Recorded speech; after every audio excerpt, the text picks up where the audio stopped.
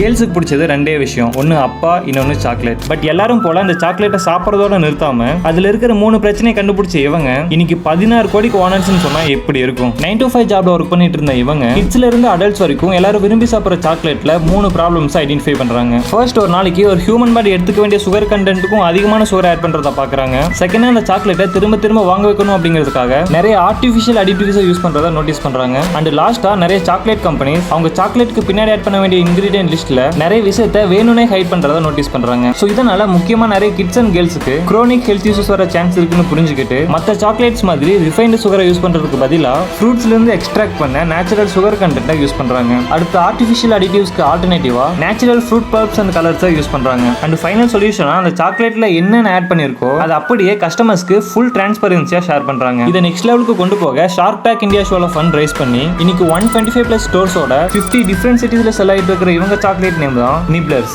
இந்த மாதிரி இன்ட்ரெஸ்டிங்கான வீடியோஸ் பார்க்க just click that follow button.